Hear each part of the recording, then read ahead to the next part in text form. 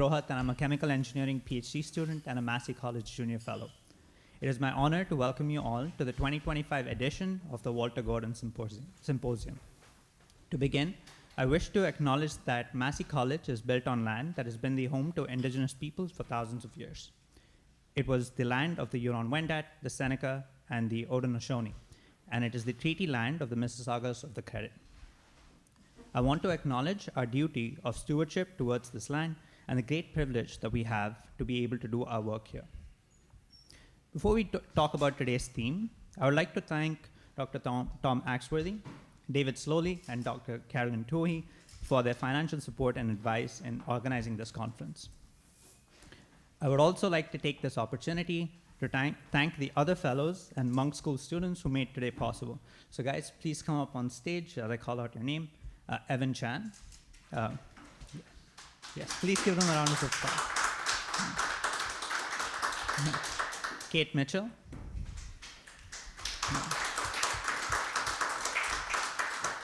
Emmanuel Taibo. And Tang Nguyen. Yeah. And Sophie. Yeah. And Sophie Sachalato, who could not be here with us today, but please give her a round of applause. Okay. As a housekeeping item, if at any point you have any questions or concerns during the day, please find one of us. You can see our name tags here, and Emmanuel is wearing it fancily and like at the bottom of his suit. Yeah, please find one of us, and we will be happy to do our best to help you with whatever you need. Okay, thank you so much, guys. Now let's talk about the theme. Months ago, when we started brainstorming ideas for this symposium, we knew we wanted to tackle the most important problems facing Canada today and their implications on policy. The issues of immigration, urban planning, and energy transitions were natural points of discussion. However, the thread that linked these issues is the idea of equity. But what is equity and why is it in peril? Let me illustrate this point by sharing some statistics. The disparity in unemployment rates have steadily been narrowing down between new immigrants and Canadian-born persons. However, if you are a new immigrant, which is you moved into the country less than 10 years ago, you are expected to receive, on average, 15% lower weekly earnings when compared to Canadian-born persons. If you are part of a racialized community, you are up to 40% more likely to live in poverty. In the same vein, if you're part of a racialized community, you are 20% more likely to have a core housing need, as defined by the Canadian government, which means you live in an unaffordable or inadequate or an unsuitable home. Nearly 200,000 people in Canada live in remote communities, a majority of which are Indigenous communities. Most of these communities rely on diesel that's being trucked or flown in order to power their households. Converting to renewable energy systems would cost 4 times as much as continuing the use of already expensive diesel. It is clear that these specific intersections of identity or parts of their identity make you more susceptible to the effects of these issues that loom over our heads. How can we solve the immigration crisis without providing an adequate platform for new immigrants and refugees to thrive? How can we solve the housing affordability crisis without talking about marginalized groups who are impacted beyond the status quo? How can we solve the climate crisis while incorporating the needs of underserved communities? Equity for us is responsibly considering the voices that typically go unheard to help solve these issues. However, we acknowledge that these questions entail complex and nuanced solutions. The objective of today's panels in our symposium is to facilitate and nudge us towards those equitable policy solutions to these pertinent issues by talking with experts who have spent their time amidst solving these very issues that we are here to talk about today. With that, let's get the conversation started. It is my pleasure to invite Principal James Orbinski to address the gathering.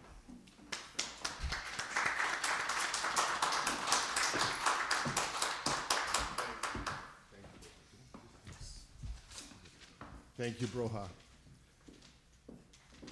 This conference, title, Equity and Peril, Immigration, Urban Planning, and Energy as the areas of focus. This conference, in my mind, exemplifies exactly what Massey College should be focusing on.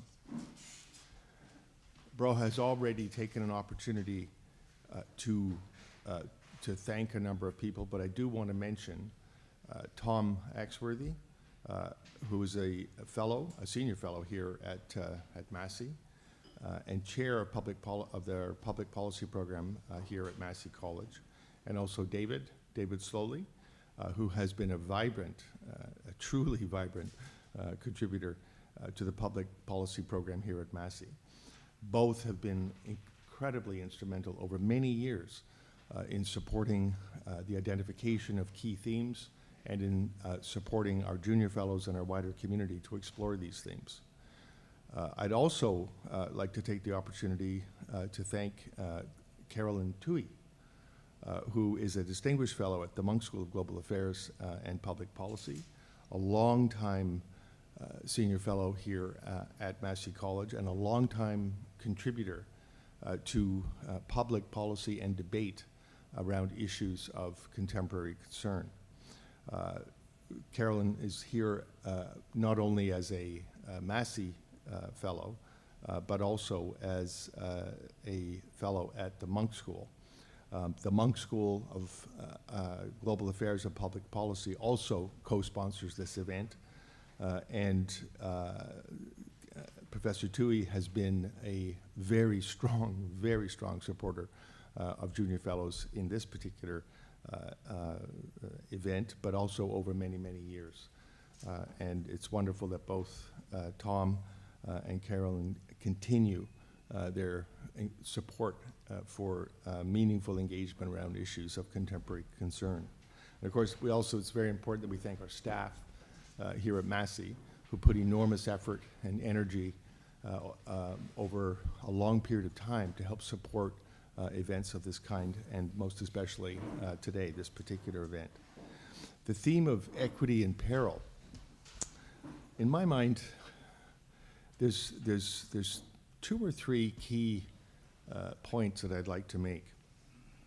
And the first is that Massey College itself, in its 63 years, the success of the college and the success of its commitment to the public good has been predicated on its ability of its community to respond to the changing nature of our political, our economic, and our social context. As Canada has changed and evolved and grown over that 63 years, Massey College, as a community, and through the leadership of the kind of people that I have talked about just very briefly, Massey College has responded to those changing social, political, and economic circumstances, and has responded with a commitment to the public good. Today, our context is a very, very challenging, to put it lightly, global context. We have moved within weeks from a world predicated on an international order rooted in norms and values, law, the rule of law, and of course, power, or the means to achieve a common end according to the objects and purposes of an organization. Our international order, if we think about those three things, norms and values, law, and power, if we think about those three things as strands in a rope, that rope has pulled us along and guided us along as an international community since really the end of World War II. Well, that rope is more than just simply fraying. It seems, I think, and it is actually quite evident, that norms and values are no longer relevant or are no longer present to the degree that they have been in the past. That the rule of law is no longer a premier concept guiding the international order, but that power, and power alone, is the most important today, the most important, if you will, force that is guiding the evolution of the international order. Well, the exertion of power and the use of power alone, without norms, without values, and without rules, and without law, it can very quickly become a form of tyranny. And it can also very quickly become a form that not only excludes the most marginalized, but doesn't even see the most marginalized. One of the great challenges now for communities like Massey is to maintain our singular focus on the public good and on analyzing, engaging, and critically pursuing those actions, those policies, those normative values and ideas, those rules that allow for the public good to remain one of the core principles of that which coheres a society. One of the second major point that I'd like to make is that our friends, or frankly our former friends, down south have now become transactional and have become purely focused on the exertion of power to achieve their transactional ends. Now, that is a formal position of the administration of the United States, the administration of Mr. Trump. That is not the normative, the core normative, or should let's say the prevalent normative value of American citizens. But one of the key differences between Canada as a nation and the United States as a nation is that we have a much, much lower tolerance for inequity. In the United States, culturally, legally, normatively, the tolerance for inequity is much, much higher. Excuse me. And that filters into policy, practice, law, culture, and so on. One of the key ideas that genuinely makes us Canadian is our pursuit of measures to address inequity. So what is equity? Just give me 1 minute on this. This is my third point. I'm going to illustrate with an idea, with a metaphor, really. Imagine a soccer game, and around the actual pitch where there's two teams playing soccer vigorously, and there are stands where there are many, many people watching the game, all cheering and clapping for their particular team or their particular player. And the soccer pitch, surrounded by stadium seating, is also surrounded by a fence. Now, outside the fence, imagine, there are three children, or three people, trying to see over the fence, trying to see inside the game. Now, if we step back, one of those people is about my height, and the fence is about here. So that person doesn't have to try to elevate himself. The next person standing beside him is about this tall, and he keeps jumping up to see over the fence. But he can't quite see over the fence all the time. And the next person standing beside him is another person who is much shorter, and no matter how hard she jumps, or no matter how hard she tries to climb up the fence, she can't quite get to the top of the fence. So that, now imagine, that first person, they can see the game, right? They don't really need any help. That second person, if you give him a milk crate, He'll stand on that milk crate and he can see. He can enjoy the game. Isn't that great? And that third person, if you give that person 2 milk crates, they'll be able to stand and enjoy the game. So those measures, those actions, giving those who are marginalized assistance, first of all, seeing that they're marginalized, right, that they're not able to see the game, giving those people assistance so that they can do what everyone else is able to do in a fair and just way to participate. That's a practical way of addressing inequity. But equity is not just about milk crates to get people to see the game. There's other bigger questions. Why are they outside the stadium? Why aren't they inside the stadium? That's the second big question. And then the third big question is, why aren't they on the pitch? Why aren't they playing? So there's many layers and levels to inequity. And policy and practice is the way in which we attempt to understand a particular form of inequity and the way in which we try to address it. And let me just close by saying that Massey College, from where I started, has always responded to changing social, political, and economic context of Canada in pursuit of the public good. And it's done that by cultivating learning among our junior fellows and among our senior fellows. Just because you're a senior fellow doesn't mean you know everything. And the very best senior fellows actually know that most clearly. And that's why the very best senior fellows are actually here at Massey, because they are committed to themselves learning in partnership and in support of our junior fellows, and to bringing that to a broader social and political context through policy and practice. So a commitment to learning is a key part of what we do, and it's a key part of answering this question, of trying to answer this question. The second is leadership.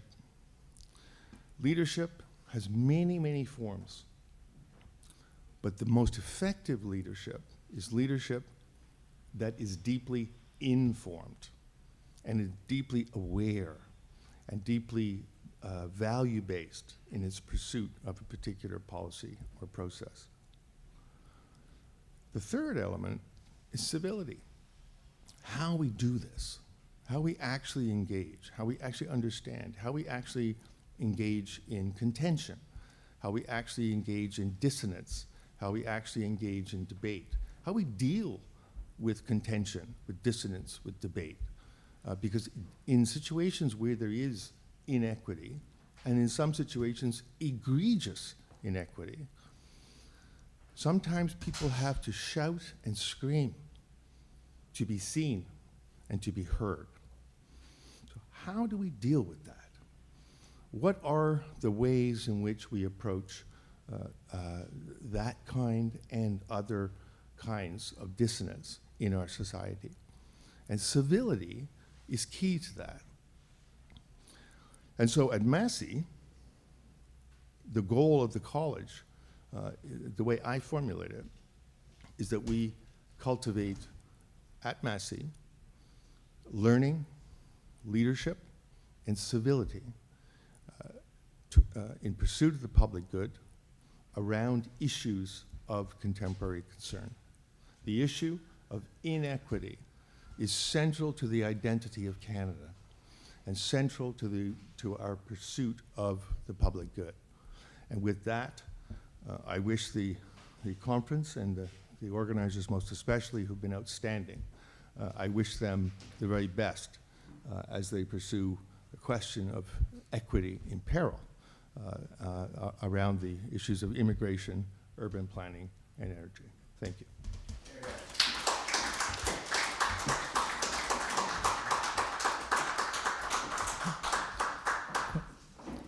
Thank you so much for the wonderful analogy about what equity means with football and the layers within that analogy. Okay, With that, we can get started with the first panel. For that, it is my pleasure to introduce Kate Mitchell, who will introduce the first panel on immigration.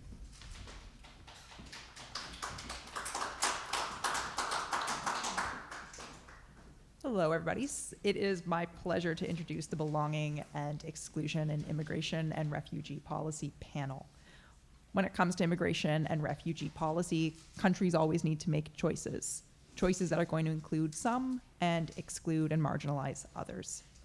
Immigration and refugee policy are some of the hottest button issues of the moment, and this panel will be exploring the idea of belonging, who belongs in Canada, and how we can create a more equitable system.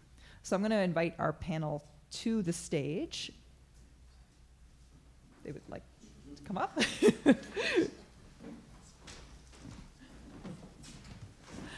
Perfect. And so I'm going to turn it over to our moderator, Iberk Dizdarlar, a master's student at Monk, whose research specializes in LGBTQ rights, migration, securitization, and policy analysis, with a regional focus on Turkey, Hungary, and Russia. Thank you, Kate. I also want to introduce our speakers today.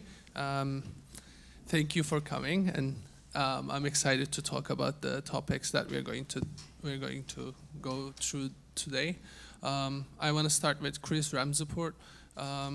He's completing his PhD in OISE, University of Toronto, focusing on the resistance migrant farm workers in Canada.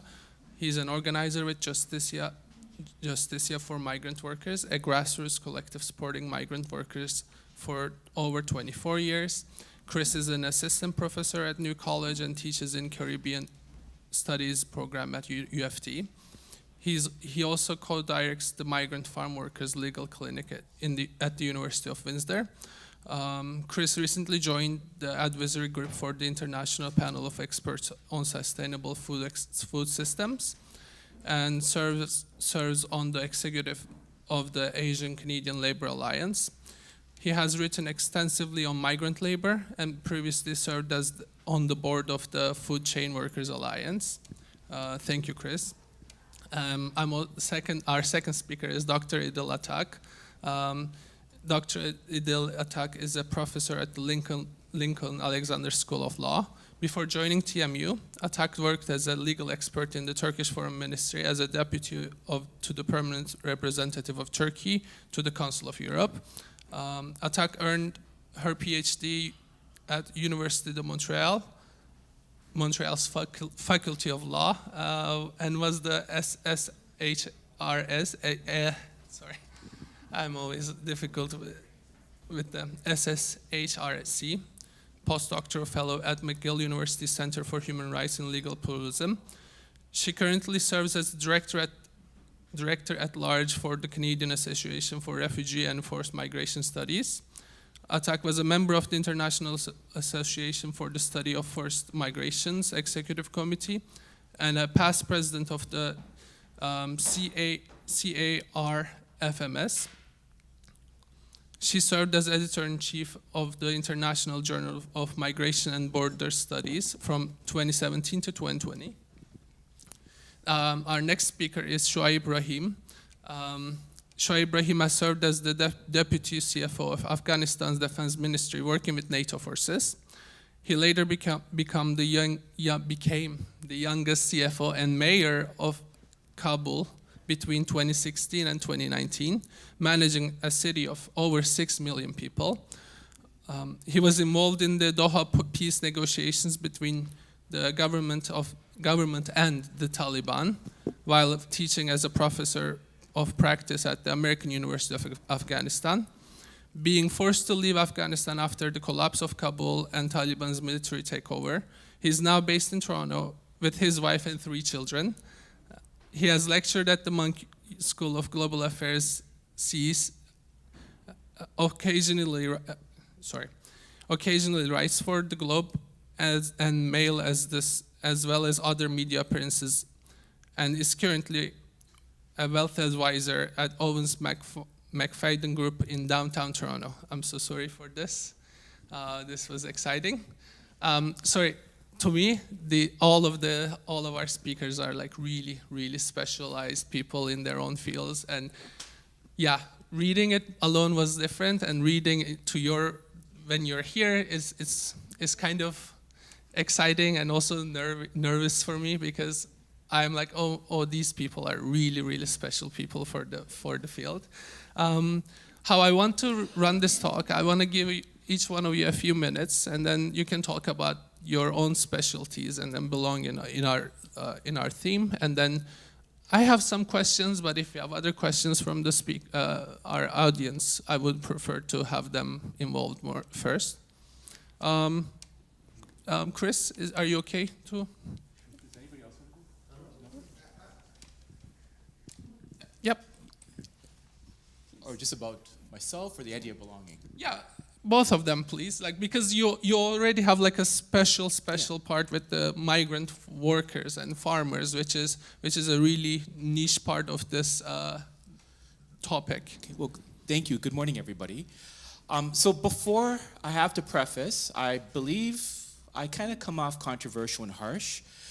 So I want to kind of just make sure y'all understand that before I begin. I want us to understand that, we're here to talk about the idea of belonging, of inclusivity, the idea of building a multicultural society, a premise that we're all supposed to be treated as equals.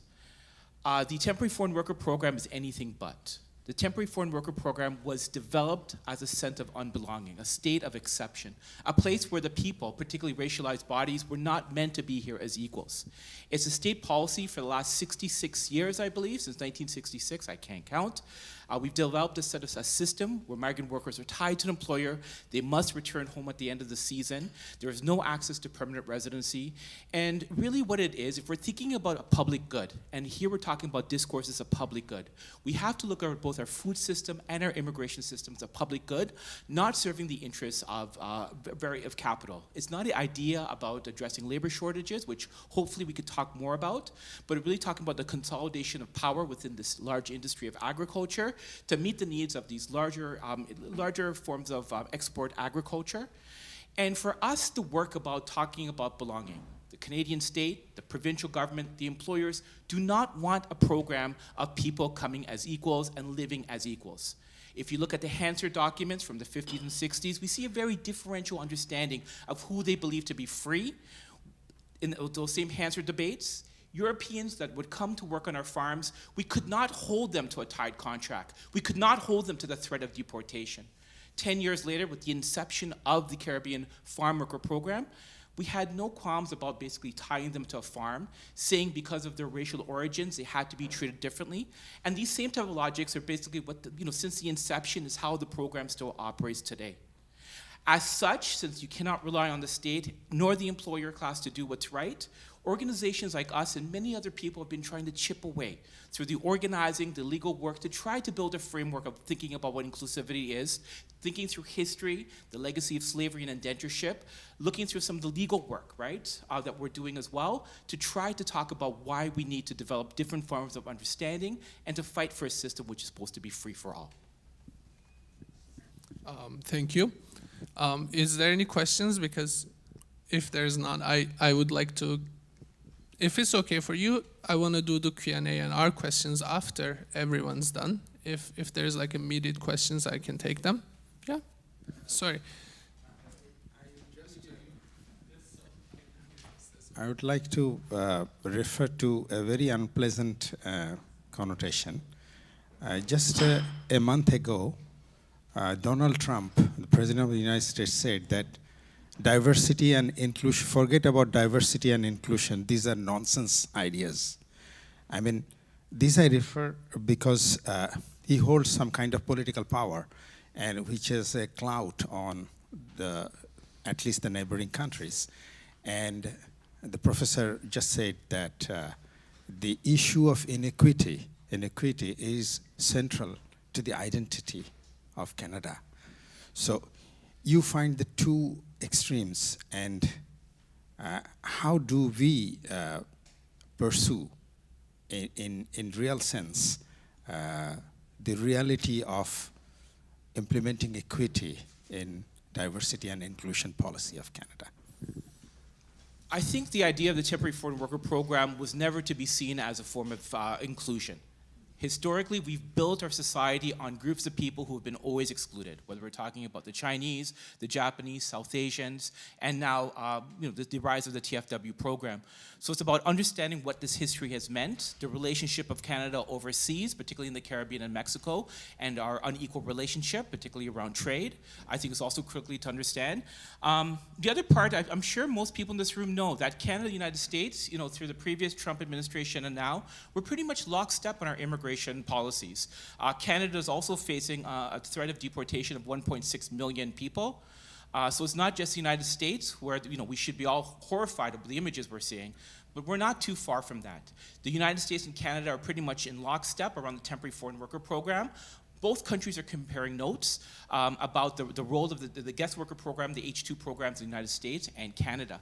So it's about us trying to dismantle the idea that some people should come as unfree labor and other people to be free. During the last recession, more people were coming up as temporary foreign workers as opposed to people coming as permanent residents. And we have to check this power imbalance if we're really serious about addressing these inequalities that are existing in our society at the immigration level. There's also a whole slew of provincial laws. Agricultural workers in general cannot form unions in Ontario. We've been undertaking cases around the absence of protections around workers' compensation. I want to talk a little bit later. I know that you're going to talk about the surveillance component, and if you don't mind, after you're done, I'll talk about our role in the racial profiling, the DNA case that we won around the racial profiling of migrant workers. But very much it's about trying to chip away at the multiple forms of racism that exist within our own society if we're thinking about uplifting the most vulnerable. Thank you. Dr. Atak, would you like to? Sure. Sure. Thank you, and thank you for the invitation. It's a great pleasure to be here today and be part of this panel. I would like, in terms of inclusion and exclusion, I'd like to mention a major shift in our immigration policy. And Chris mentioned that. So as a settler colonial society, we have an immigration system that selects its future citizens. Permanent residents, if they comply with the requirements and fulfill some conditions, they're eligible to become Canadian citizens, and they are included, at least legally, within our society. But in the last 20 years, we've seen a major shift in this model. As Chris mentioned it, we are actually recruiting more temporary residents than permanent residents. So these temporary residents, some of them do have pathways to permanent residency, but many don't. Like agricultural workers, seasonal agricultural workers, have no pathway to permanent residency. Many other permanent residents, temporary residents, including temporary workers, foreign workers, international students, and asylum seekers are currently blocked and live in limbo. It's a prolonged temporariness because of the structural violence they face in Canada. So we do have immigration laws, etc., but we also have a lot of bureaucratic hurdles that people, especially in low-skilled occupations, or people who do not speak well the language, who are not aware how to use the information available to them, face this prolonged temporariness and are currently temporary residents for a prolonged periods of time. So it means really a lot in terms of inclusion, enjoyment of rights and freedoms under the Charter of Rights and Freedoms, for example. We've done with colleagues surveys and also interviews with migrants, temporary residents in Canada, and they mentioned access to social services as well as a part of the structural violence they face. And colleagues have found, for example, that housing, access to healthcare, mental health, education are hugely problematic for them to access and effectively enjoy. Why? Because they are stuck in limbo, and they are in this under this temporary residence status. Just to give you an idea, a research recently done found that 50% of refugees within the last 5 years were able to secure affordable housing. Only 50% of them. More than 1 in 5 temporary residents spend half or more of their monthly income on housing. And many of them don't have access to healthcare. So I will stop there. I'm sure we will have the opportunity to expand on this. Thank you so much. Dr. Shaib Rahim, would you also like to talk? And because I think now we're going to have diversity in this conversation, because yeah, we're now focused on the temporary people, but like you also have some experiences on your own personal. You were forced to leave Kabul so I would like to have some more insights from you now. I don't know, like I already know from my colleagues that attended your courses, you have a lot of insight in this issue, and I want you to share it with our audience here today. Great, thank you so much, and good morning. A lovely sunny morning today. It's an honor to be on this panel. I'm not an expert on immigration, but I will share some observations based on my own lived experience, and try to essentially talk just a little bit about the structural barriers, which I've felt, and probably others in my situation are continuing to experience. Apologies. So this whole notion of belonging is very abstract. You know, it's extremely personal. You know, when do you actually feel like you belong to a place or somewhere? Whether it's a new group of friends or a new country or a new city or a new job, it's a notion that we struggle with on a very personal level. So I will give you a personal explanation of what I think belonging is, and how the Canadian immigration structure essentially is designed in a way that takes that away from people. I'm not specifically talking about the temporary, which is, as Chris mentioned, designed not to have belonging. That's the whole point of the system, apparently. I'm learning just as you are from Chris. But immigration as a whole, the permanent track, which I have gone through, essentially is designed in a way to start off by telling the recipient of this opportunity that our running assumption is that you are not qualified, have no skills, have no relevant experience, unless proven otherwise. That is the essential thinking behind this system. So what that does is, of course, it sets a standard in society.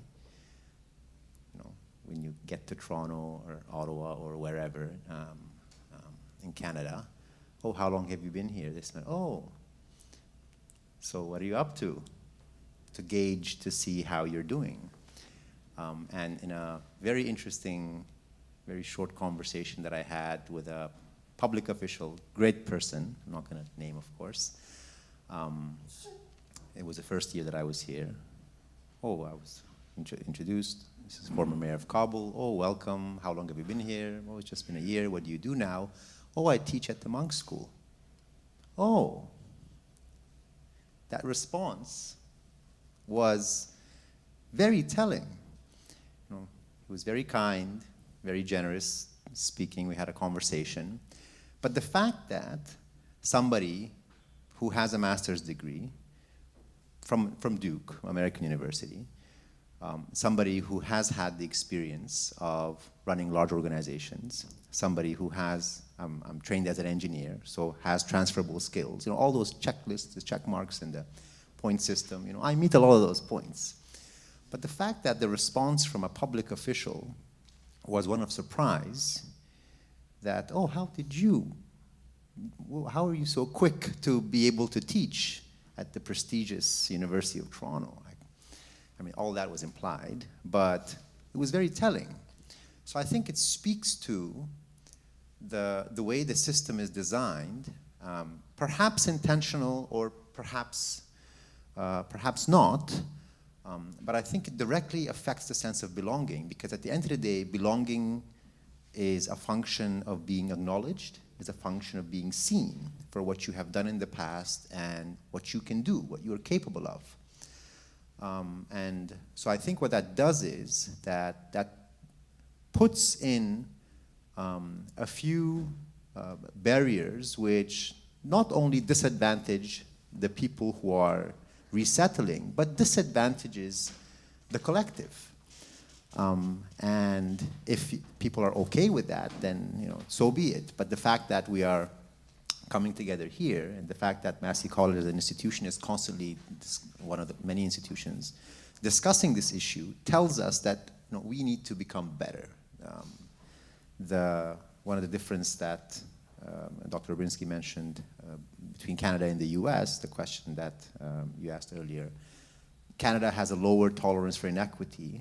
So I think the whole point behind my understanding, the whole point behind this conversation, this panel, is to make sure that the decision we have made to welcome and include and to celebrate people from all walks of life, qualified or deserving, in Canada, once you've made that decision, you want to make sure you do it right. You know, either don't make the decision, or once you make the decision, do it right. And so this is the conversation of, okay, where can we improve? Where can we be better? And how can we make sure that this is an experience that benefits everyone collectively? I'll stop there. Thank you so much. I mean, to me, I want to divide this topic to two parts now, because how we built the conversation. I really enjoyed listening all of you. Thank you. There's this part that goes with belonging, and then there's this part that I think we are here to focus on, the temporary people who are the temporary migrants here. I don't see, Chris, this is a question to you. I'm not trying to provoke any bad emotions. I don't see, when I hear this, even to myself right now, I'm making this distinction. The belonging does not really belong to the temporary. How do we overcome this? I mean, yes, there is this, I agree, there is this historically racist approach to this. Let's acknowledge it and move on to the next level. How do we get over this? What are the steps, ways to deal with this problem? Do you? So first, I think it's also not thinking about let's get over the past. Migrant workers are supposed to come on a contract. My family came to the Caribbean 130 years ago, 120 years ago, and very much the same type of contract that brought the indentured laborers to the Caribbean after the end of slavery is the same contract that migrant farm workers work and live under today. So very much a system of control, containment. Workers that they try to leave are criminalized. So first is understanding that legacy, what Cindy Himamovich, who's a historian, calls the temporary foreign worker programs a perpetual system of indentured labor. So it's critically important for us to understand what that means today. So that's the first type of response I would provide. Number two, it's thinking too, and going back to this history in the 50s and 60s, and where we had this choice about how we were going to look. Let's go back to the 40s, actually, in our agricultural system. Victor Saxe, who is at McMaster University, for his thesis, he looked at the way that we thought about the arrival of Dutch, the Polish farm workers who came with rights and freedoms.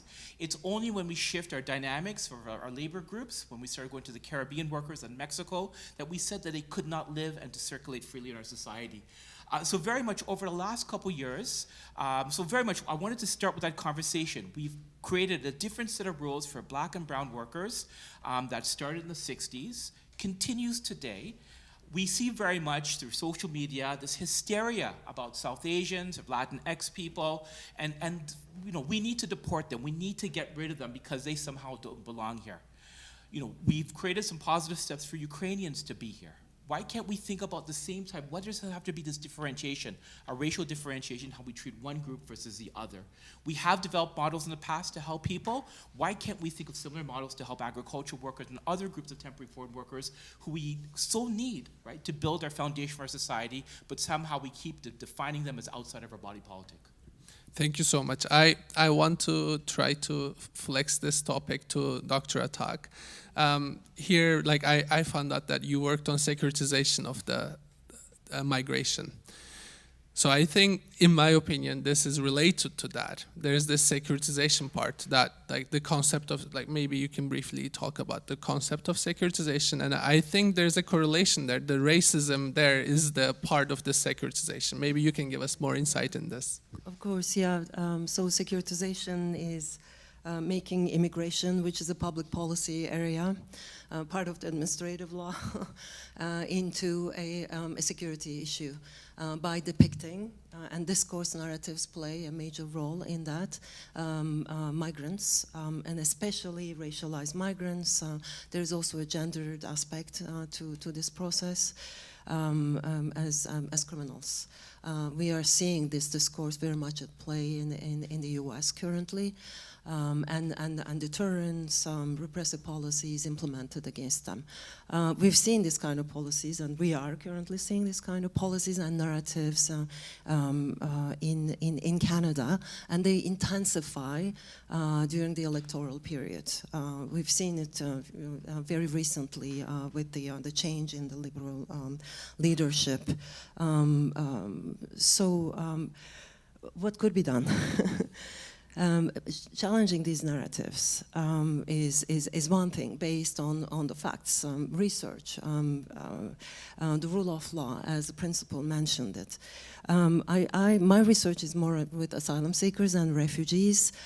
We have a very, very problematic policies that have been into effect for a long time. One of them is an agreement we have with the United States that prevent asylum seekers to make their asylum claim if they are in the US, in the US. So these people, if they present themselves at the border and claim refugee status in Canada, they are deemed to be ineligible and they're sent back, pushed back to the US. So this is the case since 2004. And this bilateral agreement called Safe Third Country Agreement has been reinforced actually between the two countries. And it is a tool of migration management, not allowing undesired migrants, because they are criminalized, because they are depicted as unwanted migrants, from preventing them from coming to Canada. What could be done? Well, get rid of the Safe Third Country Agreement. What we've seen currently with the, and I have my notes here, is an increased attention to border securitization with the threats, tariff threats, implementation by President Trump. So not only at the federal level, but also at the provincial levels, we've seen measures taken to securitize, militarize our border with the U.S. Of course, it's just impossible to securitize it. 8,000 kilometers border, but it's part of the narrative, showcasing that the government is doing, or governments are doing their due. So I just want to read a quote from a recent plan of action by the Ontario government, actually. So they stepped in, and as you know, we were in an electoral period, and the Progressive Conservatives won the election, but this was a narrative that prevailed just before the election in Ontario. And I'm reading a quote from the so-called Operation Deterrence, which aimed to crack down on illegal border crossings and illegal guns and drugs. So this policy launched by the province of Ontario advocates for and I quote, a more coordinated Team Canada approach that includes more boots on the ground, and as the only way to deter, detect, and disrupt illegal activity and ensure the safety and security of Canadian and American communities, unquote. So these kind of narratives and policies, first of all, they're extremely costly because it involves allocating resources to militarize the border, drones and dogs and, and more patrols at the border. And it creates a moral panic, and it sends the wrong message to the public. And there has been no crisis at the border. And this kind of rhetoric is part of the criminalization process, and it targets asylum seekers. So it doesn't really target traffickers, gun traffickers, etc. And because they are associated, asylum seekers who are trying to cross the border from the US to Canada, and they have legitimate claims to do so. And it is our international obligation to accept them. But with this kind of policies and discourse, associate them with criminal activities and creates a total moral panic. So I think this is part of the process of criminalization and securitization. Professor, I have a question at this stage. A small question.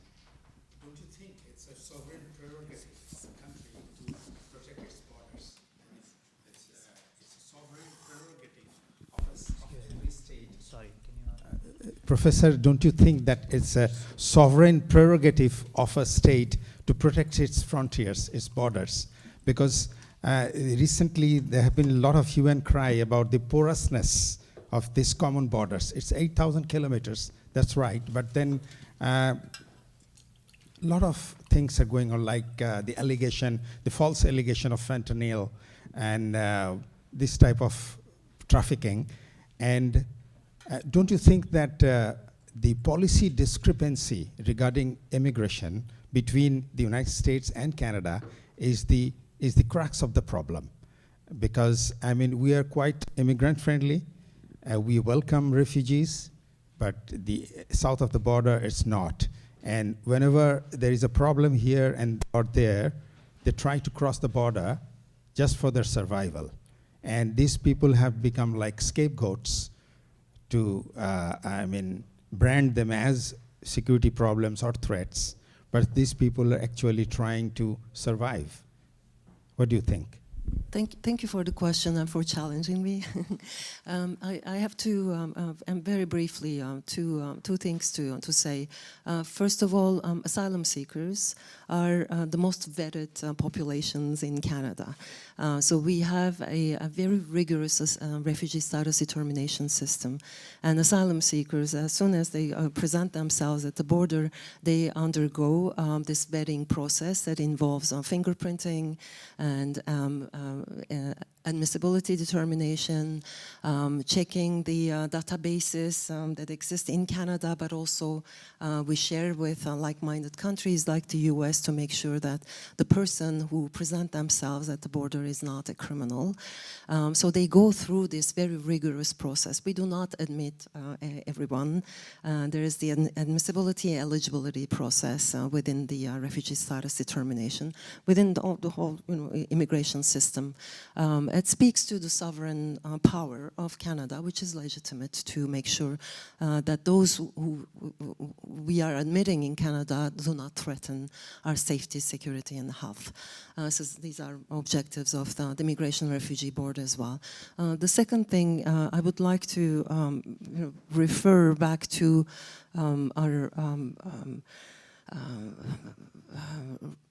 the importance of the rule of law and our international commitments to refugee protection.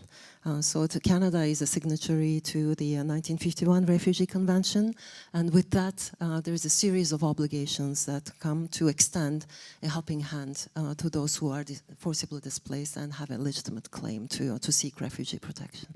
Thank you. Thank you so much. We are going to move on to Q&A soon, but I do have one more question for Dr. Atak and probably Dr. Rahim. So I understand this conversation so far. This is interesting, but in my opinion, being in Canada, arriving to Canada is a privilege.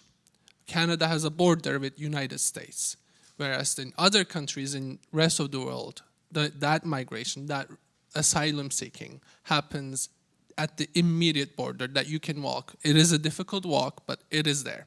So even to be eligible to Canadian system here is a privilege compared to other ones, because like also with the agreement that you just talked about, even if they come from the only country that borders Canada, they can be just sent back because they're not eligible. And then with Chris's information here, temporary workers here who live and contribute to Canadian economy, they will not claim any kind of status. And Dr. Rahim, you were also talking about this personal experience, and then there's this approach to you as a really well-educated, you were a mayor of a major city before moving to Canada. And even there, I can see that it's not just one or a few like small things, that there's this whole legal system, and I am sorry, maybe I'm challenging you, Chris. It's not solely racist. It's really privileged. This is what I get from all of the talks that we're having right now. Canada, being Canada, even the Canadian discussion is a privilege, and that privilege is not a nice way. I'm not saying that this is a good thing. I'm saying that having this is a privilege because many other people, many other countries, many other refugees who had to go through these legal systems, they go through worse, and many of them die on their way. And then I wanna say that it's not that easy to be even like apply to come here. Like it's not that easy compared to the rest of the world. And I want to ask Dr. Rahim about this. Do you think there's a way? I mean, because Chris was saying that they did it easier with the Ukrainians. Like there was an easy way for Ukrainians to claim the status and arrive to Canada. You are also a privileged person for Afghanistan. I will say this, compared to the rest of the refugees that had to flee in other ways. Was there a way for Afghan people, or like, do you see a community that is able to build a way like, to create a community here in Canada, Afghan community who are in exile, let's say? A lot of questions there, so I'm a bit confused, but okay, so let me try to respond to that. So I'd like to contextualize my response. So Canada sent 40,000 troops to Afghanistan over a period of about 15 years. So the relationship between Canada and Afghanistan is slightly different than the relationship of Canada with other countries. Each country, of course, is unique. So when an individual, a citizen of Afghanistan, either applies for asylum or for whatever reason wants to move to Canada through, let's say, the refugee track, the conversation for decision makers in IRCC or Ottawa here in the immigration system, the conversation has to be, has to meet the general immigration standards and human rights standards that the country believes in. And that's why the system exists. That's the rule of law that Dr. Il was referring to. But I think also bilateral engagements matter. And so when we assess that, to the earlier point of Ukraine, I think everybody mentions Ukraine because it's such an interesting case study. Of course, what's happening in Ukraine, what happened and what is happening in Ukraine is horrible. The experience, the war, the suffering. I sympathize and I have written on the war in Ukraine. But from an immigration point of view, all the concerns, regulation, economic arguments, need assessments, skill compatibility with employers, all that went out the window when the war in Ukraine broke out. The red tape evaporated. Right? Just simply with reference to numbers, and I have many Ukrainian friends, by the way, just so you know, 1 million applications were approved, refugee applications, and around 300,000 Ukrainian citizens were able to move to Canada in a very short span of time, simply because a decision was made. So in a way, that begs the question of, are we dealing with this complex bureaucracy where we need to really be working through and finding inefficiencies and or is it merely a decision that has to be made? Because it seems that the entire either economic migrant or humanitarian-based migration system is based on political will. And so that then creates a whole new set of conversations internally. Well, okay, what are the active communities here? Who's lobbying more? What are the metrics used to allow people to come in? The same conversations, very heated conversations, took place with regards to Palestinian applications and numbers there. So the issue of Gaza and Palestine has its own very specific contextualized issues. But I guess what I'm trying to say is that the intent and the political will behind these decisions changes the dynamic of how the system responds. And so that kind of breeds a little bit of skepticism of, okay, where are all these rules and regulations inherently coming from? And the last piece of your question, I'll just address that very quickly, is that there's a very large diaspora from Afghanistan in Canada, particularly in Toronto. I think around 120,000 from before the 2021 collapse and overtake of the Taliban, and perhaps another 40,000. So let's say, give or take, 200,000 population, right? That is substantial, that is significant. I'm sure going across town, you bumped into somebody who's from Afghanistan. The question is, okay, and I speak of lived experience again, so I can only speak on my community. I'm sure every single community can draw parallels or maybe different for various communities. But the problem is that, again, to the assumption that if you are a refugee, you are not skilled, you are unqualified, be grateful you're here. Stop asking questions, be happy with what we give you, done. We don't have time or patience to entertain much. That is the response, unfortunately, the system gives. There is immense talent, skill, and qualification in Afghanistan's community, in every single refugee community there. But then the difference between economic migrants, the track, and the refugee migrant is, well, we vetted from a skill set point of view, point system and all of that, but refugees just blanket unqualified. The CNN pictures of people with their clothes and walking on streets and trying to flee, that's the only image that comes to mind, right? So I think that there needs to be some introspection with regards to this, because at the end of the day, I think Canada is losing out. Canada is losing out of the simple capabilities and talent and goodwill and possibilities that all these communities are willingly here to offer it and to become a part of this society. So I think we just need to tweak things a little bit. Thank you so much. We can now go to the Q&A part of this conversation. If it's okay, let's try to collect the questions and then we can answer when we have like 2-3 questions together. Let's go with there and then there. I speak as a former member of the Immigration and Refugee Board for 8 years, and so dealt with refugees in my courtroom. I think that we need to look at the message, not just coming from government, but from the media, whether it's social media.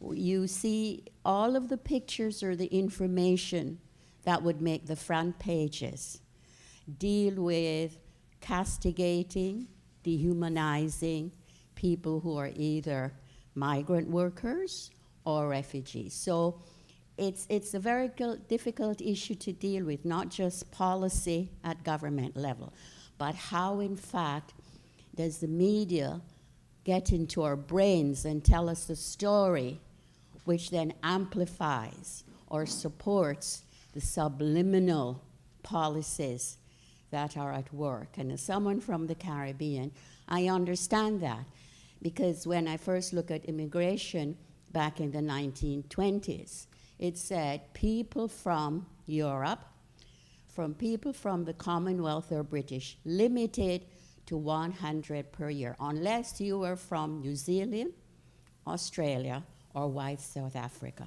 right?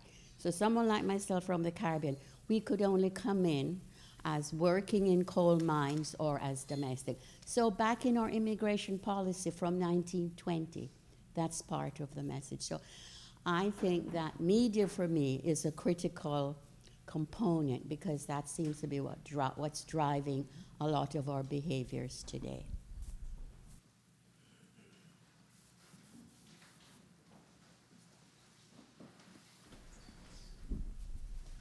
So this was a question that I had to field to you. I can't really speak at the behalf of the university because I've been internal for precisely 1 day.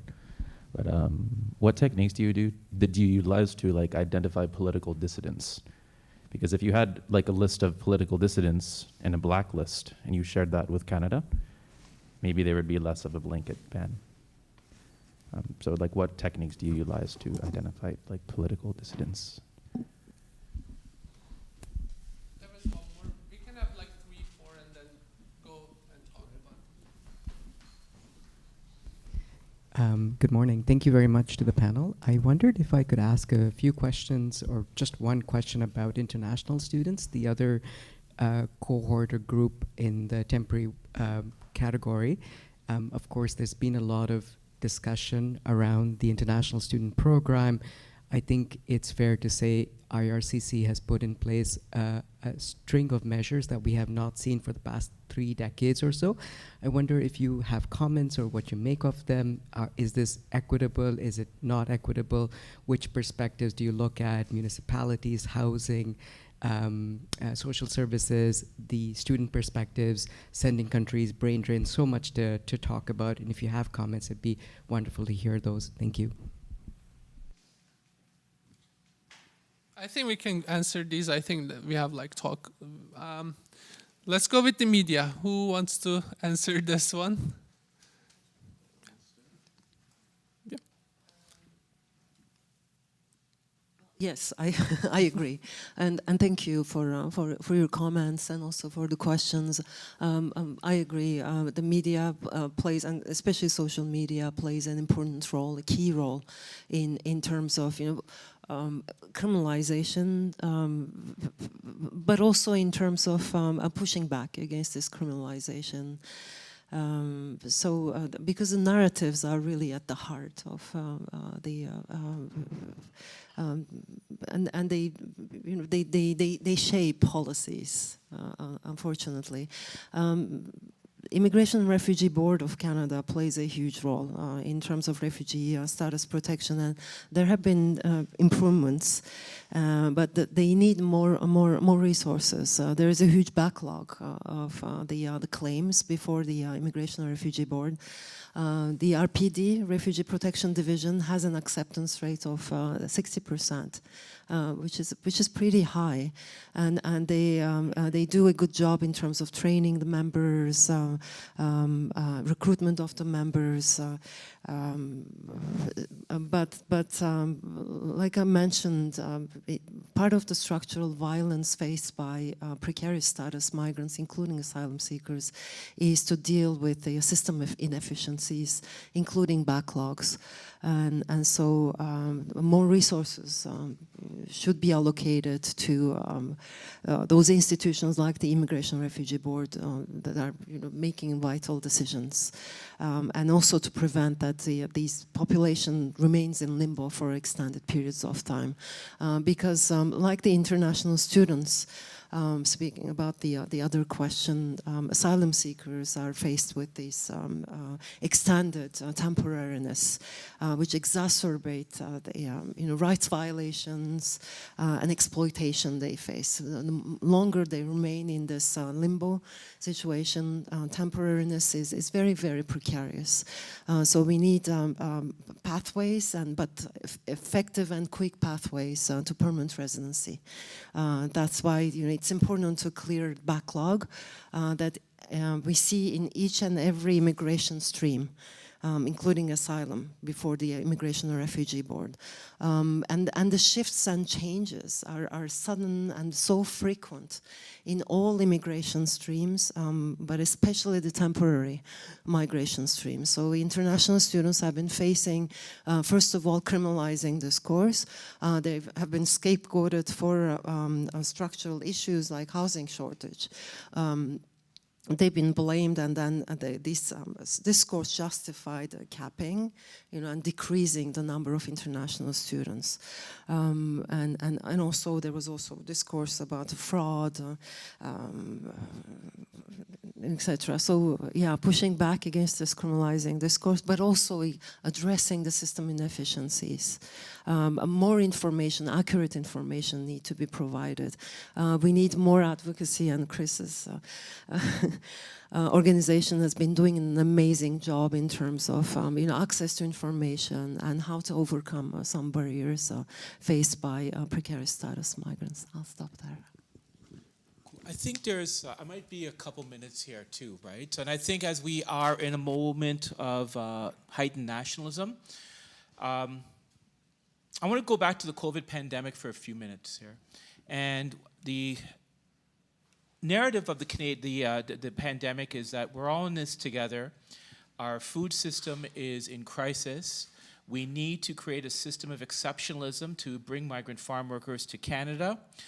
And as soon as we started seeing some of those keywords, right, the exceptionalism, the food security crisis we might be facing, the issues of just accepting large groups of people without making the needed structural changes to improve conditions, we started going to almost every media outlet. We started writing to every federal, provincial politician possible about it to basically start raising the alarms. And the alarms we were raising is that workers would be living in congregate settings, no steps, and it's important for you all to remember agricultural workers in general have less protections under the OSHA Act and the Employment Standards Act as other groups of workers, construction and mining workers. So we knew there would be no protections around safe spaces, both in the bunkhouses, which are not covered under OSHA, and the right to refuse dangerous work. So we basically went almost everywhere. Nobody wanted to hear us. And this changed after the first set of death. And very much then when that narrative played out, it was, well, the workers are bringing the COVID pandemic to Canada. When basically there was a differential treatment. Migrant workers were curfewed. They were not allowed to leave their bunkhouses. Their Canadian colleagues were able to go free, whatever they can do. In many cases, they were the ones bringing COVID to the farms. But the migrant workers faced multiple forms of surveillance, control, and we haven't learned this lesson. What's happening now, and I fear with this whole concern about tariffs, is we're going to see further additional restructuring in agriculture, a consolidation. It's really important for us to remember, I'm not sure if I've given you a statistic, on farms, most temporary foreign workers in agriculture, 74% or 78% of workers work on farms where the annual profits are $2 million or more. So it's not a mom and pop shop. This idea, this narrative, the myth of the family farm is being used to talk about this larger consolidation of big farms and a decreasing protection and rights of workers. And I think it has been a challenge because people don't want to hear this, because we are challenging both our food system and our idea of Canadianness. So that's been a critical challenge. So that's the first thing. The idea too, the whole thing about international students, and at this time, I think, previously it was around anti-East Asian, now it's anti-South Asian. And I don't think we're also looking at what's actually happening in the Punjab. And what's been going on around the restructuring of agriculture, which is also forcing a lot of people to leave, is playing a pivotal role, right? So understanding what our food system is, both here locally, but also what's happening in South Asia, it's critical to understand why people are coming. We're seeing this tremendous form of surveillance and control and criminalization, which we haven't seen before. And, I don't want to put on my tinfoil hat, but we really have to see how and who are the ones? And, you know, there are push factors here in our media and in our social media that are pushing these messages across. These are not just small operations. There's many people who are very rich who are using social media to try to further weaponize and attack the poor, working class people, people with disabilities, and immigrants. So about putting a check to those people in power, I think, you know, we're seeing, we don't need to, well, I guess we could name, you know, we're seeing the tech bros in the United States. I think we could infer something similar is happening here with the tech bros in Canada and the way that they're trying to whip up hysteria against immigrants as well too. So we got to question where the hysteria is coming from, who's dominating both the social media spaces and mainstream media spaces. And the only way that we're going to address this is working with the communities who most impact. With the South Asian community, it's been the Najuan Support Network doing incredible work in the Brampton area. Many organizations across Canada have been fighting with migrant workers to say that their narratives are just as important as that is industry and the government. So the pushback is happening to support that pushback and to reconceptualize in this time where we're trying to rethink about what our society should be, free of Americans. What does this actually mean about how do we protect ourselves, how do we protect our communities, and develop a different society which is really based on the foundations of equity? Thank you, Chris.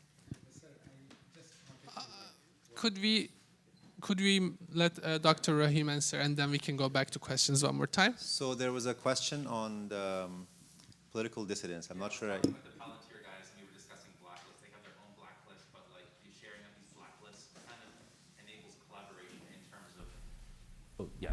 So I was just talking with Palantir about this, and we were talking about comparing blacklists. They have their own blacklist, and that's one way that countries can kind of improve their relations is sharing these data. So how do you identify political dissidents within your own org, or your previous working group within the Afghani context? Yeah, if you could cross-cut to Afghanistan as much as possible, that would be cool. Right. Okay. So very specific question. So you have to understand the security angle when it comes to political dissent, depending on the context. For Afghanistan's context, because that essentially, after 2001, the September 11 attacks, the war on terror started. And so you had a lot of security collaboration. And so databases, lists came out of potential high-profile terrorist groups, people affiliated with that. And so that was the new securitized world order that was formed around that.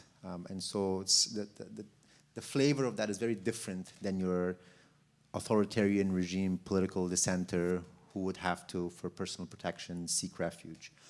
And so the issue of cross-national database and information sharing is much more advanced when it comes to security threats. That's still ongoing, although downgraded. But when it comes to political dissent, I think it's far less complicated. There's a lot of the barrier to prove that your claim is legitimate is very high. You have to also recognize that there is a lot of fraud out there, a lot of people who are claiming to be people who they're not. There are a lot of people who were perpetrators of crimes against human rights activists who then portrayed themselves as activists to seek asylum elsewhere. And so you have to understand that there's a purpose behind the checks and balances, which I recognize and understand it has to be there. But then the problem is when that's weaponized or used as an excuse to then just subjectively pick and choose who you want based on reasons that are not acceptable. Thank you so much. We can have more questions now. Yes, there are two, I guess. Three. Sorry. Well, thank you for the panel. My name's Tom Axworthy. One of the areas that I'd be interested in the panel's reaction to, and the principal raised it this morning briefly, which is how we maintain and hopefully improve equity and equal treatment in a Canada where the world is, big parts of it are going in exactly the opposite direction.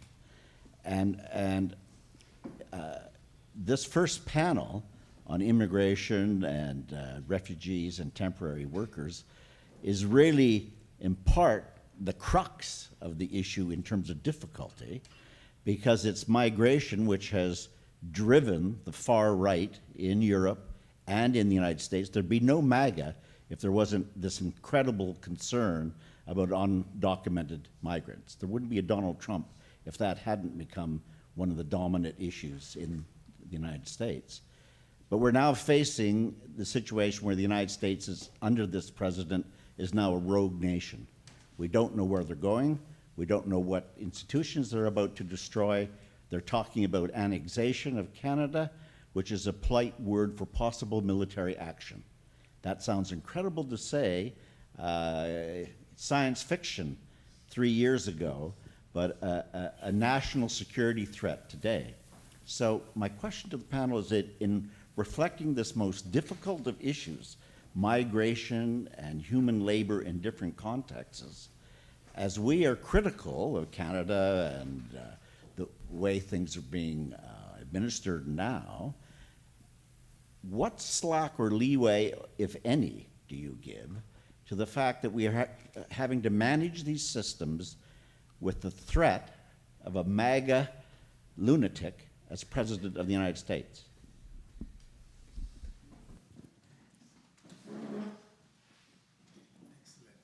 My question is in line with the gentleman I have heard. I am truly impressed. I was trying to ask the question, what is the crux of the problem, of the current immigration problem in Canada? I have been following this for the last 15 years, and I think we should study deeply what happened in 2023 and 2024. I think the two major factors, criteria and quantity. Canada every year intakes refugees and educated migrants and in different categories. So government messed up. I think the government had messed up with the criteria and the quantity, because huge quantity of refugees have been accepted. And it was not undeliberate. It was deliberate. And the amount of refugees that Canada accepted, it struggled with rehabilitating them, like giving them proper assistance, and the housing crisis that has impacted the entire Canadian society. So is there any policy? Shouldn't we ask the government to undertake a policy that there should be a conscious deliberation, thinking behind the quantity of, because we know that about 200,000 refugees were taken almost every year from 1970s. But then suddenly it increased, it crossed 1 million. So we have to think, how much refugees Canada is actually capable to absorb. And if it cannot, then whole gamut of political equity issues and various problems would arise. So I think why shouldn't we address these crux of the problem? Thank you. Thank you.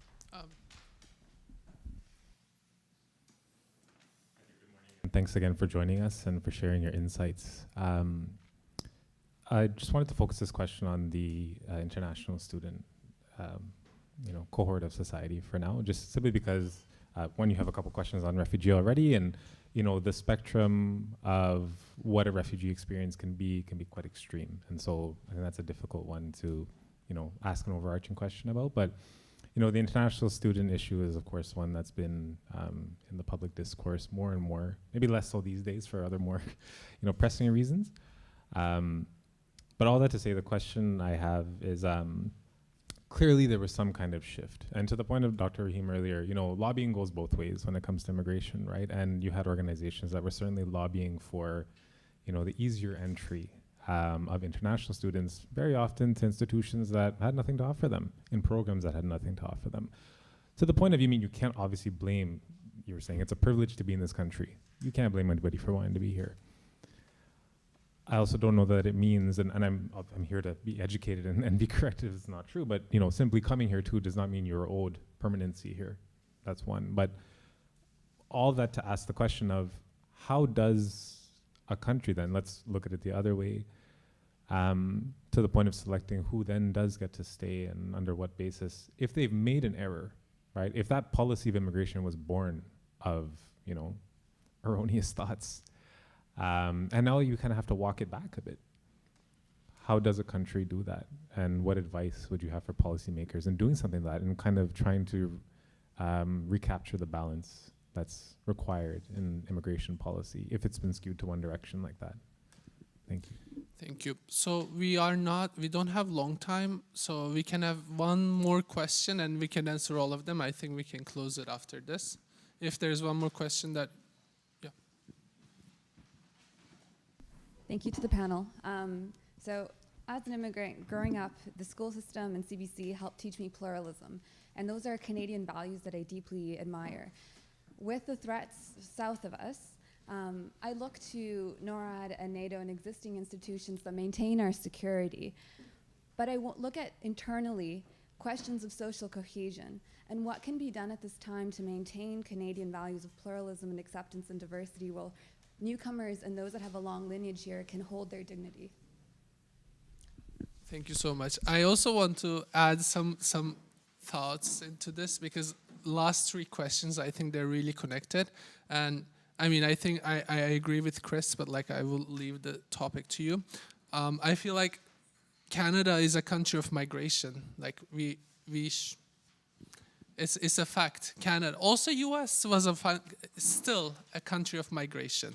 And now acting like, oh, the migration is changing everything, it's going bad. I have my opinions, but I want to leave the talk to our panelists. I think I want to start off with MAGA. Actually, before that, I want to, just this whole thing about this idea about race and immigration and temporary foreign workers. And I think, as we all know, the Supreme Court had talked about discrimination. It's just not about the intent, but the impact.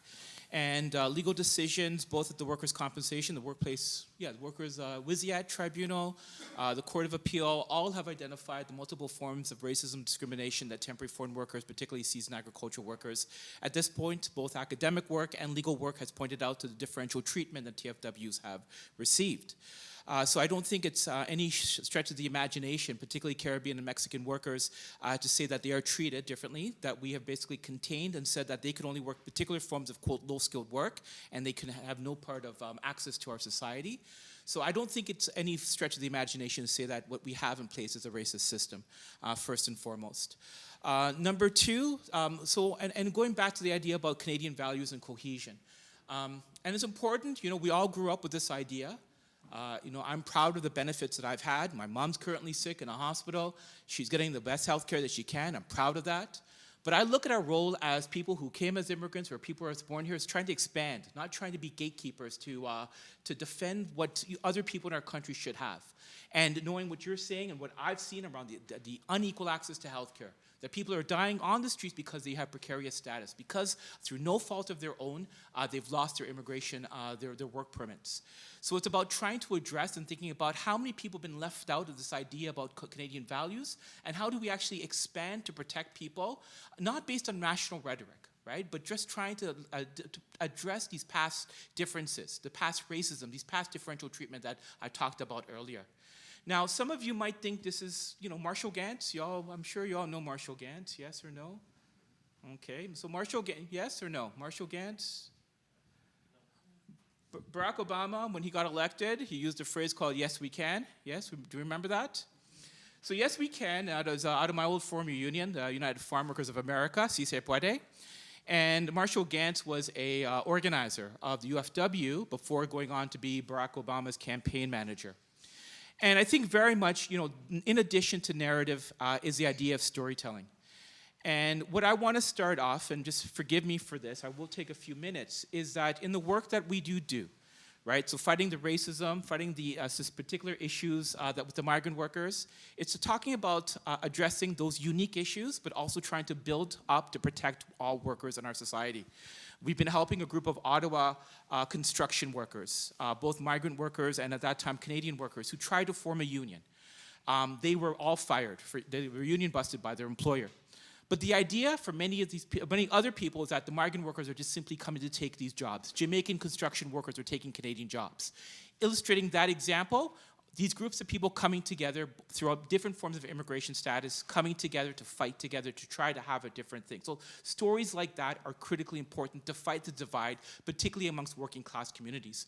The systemic issues that we're fighting for, we currently are supporting an EI challenge. We're suing Canada for $500 million around the differential access to employment insurance for migrant farm workers. And part of that's to talk about the particular unique issues of migrant workers, but also talks about the lack of access for all Canadians. The components of injured workers, and I know many of you don't know the complexities of our injured worker system in Ontario, but it ruled, there's a WSIAT decision, the Workplace Safety Tribunal, ruled that migrant workers are facing multiple forms of racism, particularly anti-black racism with access to benefits of something called deeming. So we're trying to use those particular decisions to talk about the particular vulnerabilities, but also trying to improve conditions for all workers. Now I think it's important when we're thinking at this particular time, so yes, international students now, about a year ago was Mexican communities, where we developed some policies to say that tourists couldn't stay here anymore, people on visitor visas. Before that was temporary foreign workers. Before that was other people. So we keep having this kind of magic wand where we're pointing at precarious immigration communities. So I think it's about not falling to divide and rule. I think for all of us, trying to counter these stories. Right? Don't fall into the hype that immigrants are taking jobs, that they're destroying our society, or undocumented people, or tourists from other countries. And I think this is the most critical thing that we could do our time, is to organize, on what makes us better people. And that's a society where we're treated as equal, not basically pointing our fingers at the most vulnerable. Thank you so much. We don't have a long time, so Sure. if you can make it brief. Yeah, I would just pick up on what Chris said. Acknowledging our strengths and reinforcing them, but also addressing our weaknesses. So one of our, and I would maybe address more the refugee forced migration side. As you may know, the number of refugees globally has been increasing, and so currently, according to UNHCR, there are over 30 million forcibly displaced individuals globally. This number was 10 million, 31 to 10 million in 2010. So there is a trend. There is more and more forcibly displaced population globally, and we have policies such as resettlement, private resettlement, government-assisted resettlement, which are part of the good practices. We are proud of that. Canada has been also championing the Global Compact for Migration, which is a United Nations initiative. Lord Axworthy has been instrumental in his leading of the World Refugee and Migration Council. So these are really part of the good practices. We are committed as a community to the protection of forced migrants, and we do have good policies, but at the same time we do also have weaknesses. So in terms of weaknesses, externalization of controls, we prevent people from coming to our borders and claim refugee status. We need to do something about it, pushing back against criminalizing discourse, and many other things that we mentioned in this panel. We have policies that push people to illegal status. So it is part of the structural violence we mentioned. They are not, undocumented migrants per se, but they become, because they don't have access to legal counsel, they don't have access to information, they don't know how to regularize their situation, and our policies don't help them to regularize their situation. We have asylum seekers who fall into illegal status.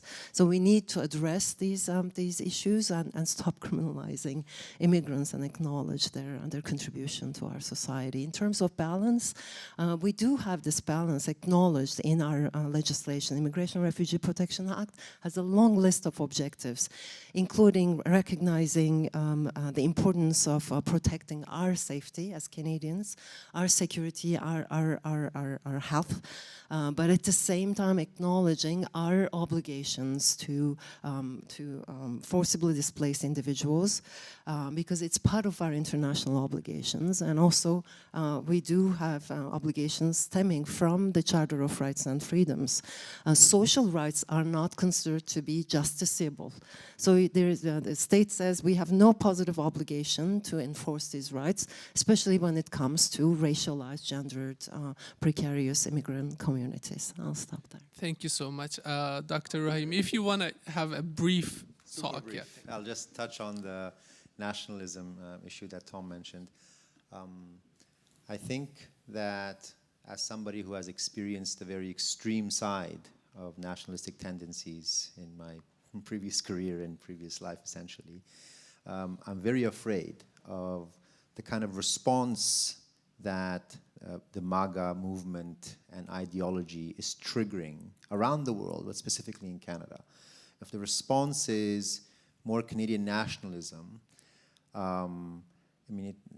you can't make absolute statements. There is some good that comes out of it. There is a greater sense of collective recognition. There's a greater sense of at least recognizing that we are a unit separate from others. To that extent, I think it's fine. But beyond that, it results in a psychology, a collective psychology based on exclusion, a collective psychology based on removal of and essentially passing judgment on others and removal from others and categorizing them as you belong and you don't. And I think that goes against the essence of being Canadian, how I have experienced it and how I am experiencing it. So your concern is extremely valid, and I think we should all be worried. And the way we respond to that is by, first of all, acknowledging it, B, not being tied to this emotional chain of just going with the trend of you have to be proud of whatever nationality, regardless of that. But that means overlooking the gaps, the inefficiencies, and not necessarily accepting criticism or feedback, which can lead to a much worse society, which we might not want to live in as much. So I'll stop there. Thank you so much. Well, I'm so sorry to have to cut off this conversation. It's been so illuminating, and I hope that the audience will join me in thanking our panel for being here today. Again, absolutely fantastic panel. I appreciate all of your insights, and thank you to everybody for being here and asking questions. We're going to be taking a brief break and returning at 11:20 for equitable housing and urban planning.